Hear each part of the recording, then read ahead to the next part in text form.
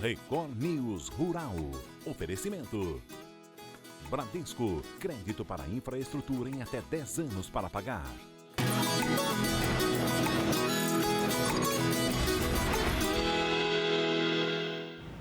Oi, bom dia para você. Os preços do cacau seguem aumentando, consequência dos problemas nas colheitas na Costa do Marfim e em Gana. Na Bolsa de Nova York, os preços do cacau bateram novo recorde na semana passada. Na quinta-feira, os lotes fecharam com alta de 2,82%, saindo a tonelada a mais de 8.550 dólares. Os valores são reflexo das dificuldades com a colheita nos dois maiores produtores da amêndoa, Costa do Marfim e Gana. Os países estão com dificuldades para atender os pedidos das indústrias. Com isso, Peru e Equador aumentaram as exportações, principalmente para a China. Também é grande a procura por cacau brasileiro. Este, porém, mal consegue atender a demanda da indústria local. As exportações de café do Brasil seguem a todo vapor. Mesmo com atrasos dos navios nos portos, o mês de fevereiro foi positivo, registrando o embarque de mais de 3.600.000 sacas.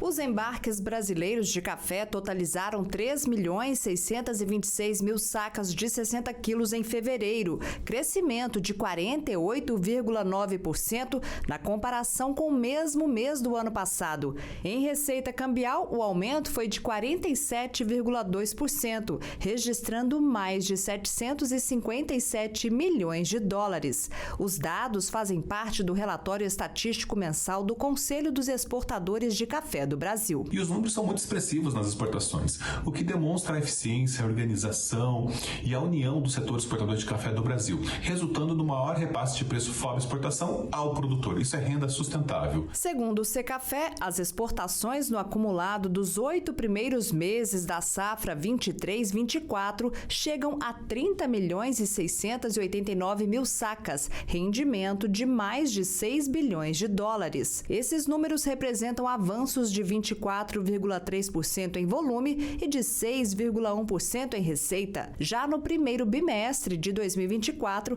as remessas de todos os tipos de cafés do Brasil ao exterior cresceram 44,9%, somando mais de 7.600.000 sacas.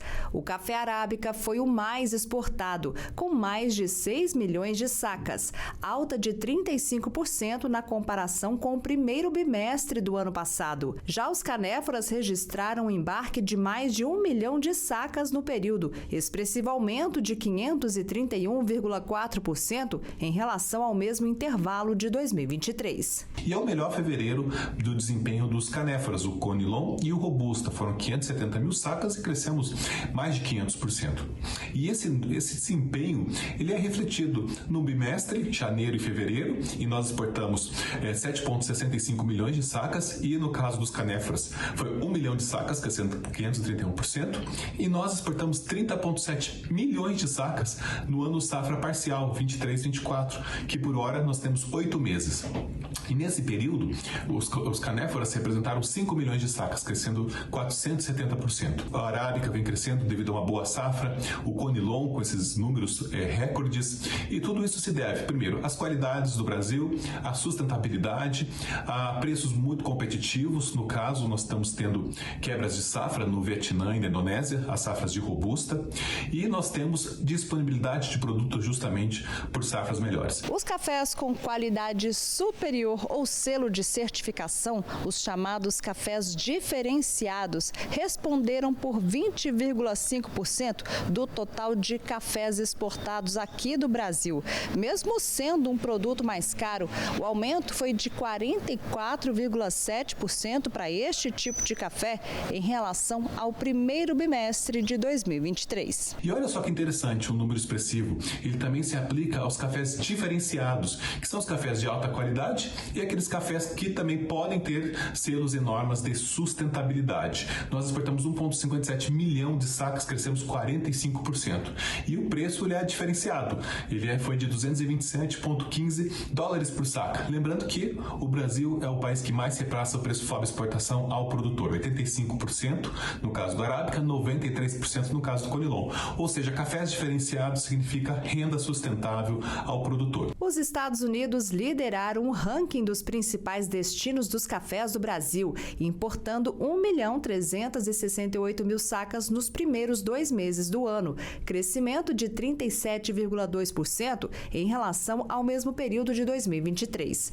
Na sequência vem a Alemanha, que adquiriu 1.241.000 sacas, Bélgica, com a compra de 692.281 sacas, Itália, com 485.627 sacas e Japão, com 464.133 sacas. O 6º lugar no ranking fica com a China, que tornou-se um dos principais parceiros dos cafés do Brasil. Foram 256.931 sacas, ampliando em 158,5% o volume que adquiriu no primeiro bimestre do ano passado.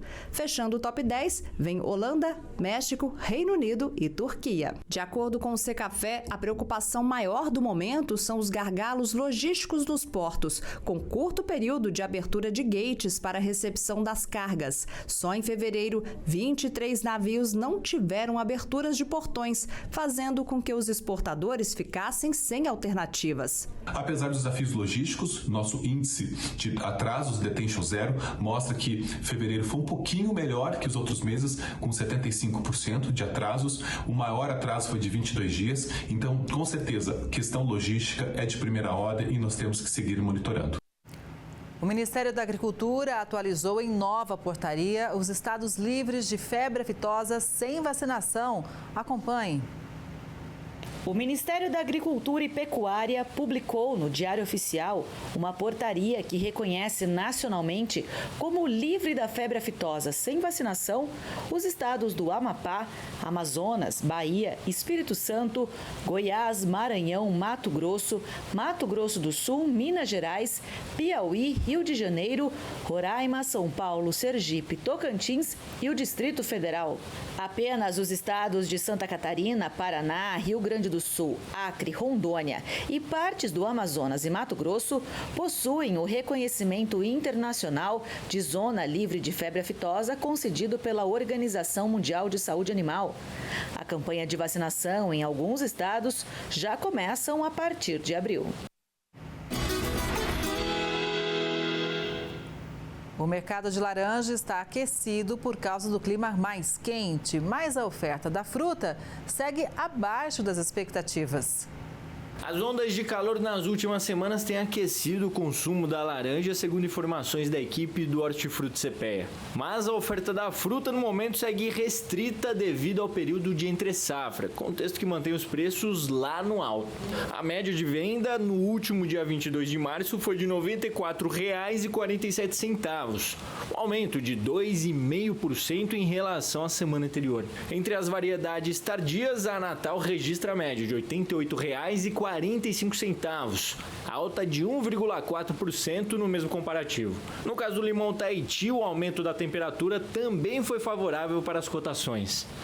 Com isso, o valor da caixa fechou em R$ 31,18 e superou em 0,7% o período anterior. A cesta básica está mais cara. A banana e o feijão estão entre os itens que apresentaram maior elevação em fevereiro. E o motivo está no campo. A ida ao supermercado não tem sido tarefa fácil. O consumidor tem sentido no bolso a alta de alguns itens da cesta básica. A banana, eu pagava R$5, agora eu estou pagando 7. De 7 até 10 nas feiras. Tomate, batata, né? Essas coisas, verduras principalmente, né? Que a gente precisa mais, arroz, né? Feijão, isso aí aumentou. Carne, então, nem se fala, tá absurdo, né? Hoje em dia, se comer arroz e feijão, é muito, porque o resto tá difícil. Desde outubro do ano passado, o valor da cesta básica acumula alta de 10,19%. Em fevereiro, os produtos que mais contribuíram para a elevação foram o feijão, a banana, o arroz, a manteiga e o pão francês. É comum, né, o aumento do preço, principalmente de bens alimentícios, né, que é a grande parte da cesta básica. É um período onde a gente está na entre-safra de muitos itens que têm um peso considerável na cesta, fazendo com que, então, o preço ali médio desses bens suba de forma um pouquinho mais acelerada. A expectativa é que nos próximos meses a gente saia da entre-safra, né? Então, produtos como, por exemplo, feijão ou tomate, né, que são produtos bastante fluidos nessa época, o preço sobe muito, eles voltem a um patamar de normalidade. Em São Paulo, a cesta básica ficou em torno de R$ 808,38. O salário mínimo atual é de R$ 1.412. Estudos indicam que, para suprir todas as despesas do trabalhador, o salário mínimo deveria ser de R$ 6.996,36. Em regiões do sul-sudeste, a cesta básica ela representa 60% do salário mínimo. Já em regiões como o Nordeste, Norte, ela está na ordem de 50%.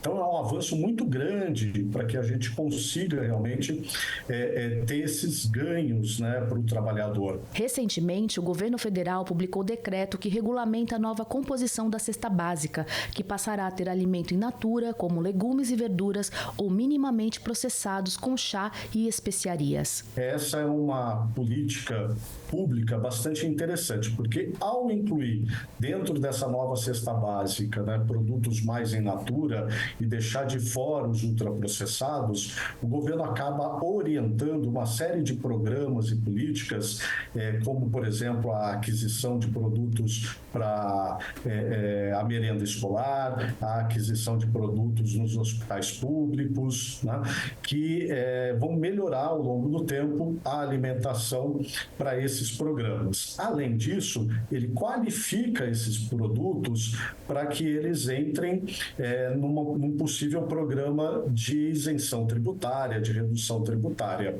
Porém, isso não é automático, né? Não é porque o item entrou na cesta básica que automaticamente ele vai ter um menor tributo. Isso tem que ter um esforço por parte dos estados, dos municípios e da própria União, e incluindo até na nossa reforma tributária, que anda em curso, né, incluindo esses itens. A oferta de uvas deve diminuir nos próximos meses. E o impacto vem do clima atípico que o Brasil atravessa. Novamente, chuvas frequentes prejudicaram o cultivo de uvas no Vale do São Francisco, em Pernambuco. E além de afetar a disponibilidade e a qualidade das uvas que estão prontas para a colheita, também trazem preocupações quanto à oferta dos próximos meses.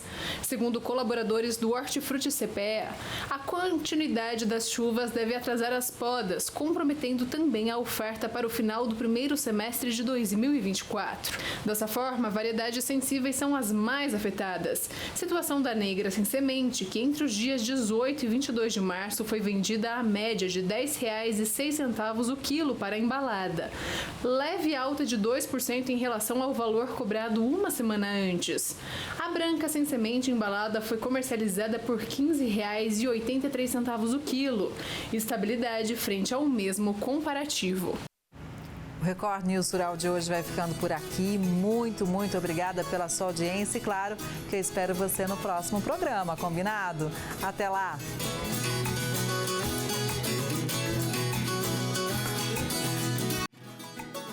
Record News Rural.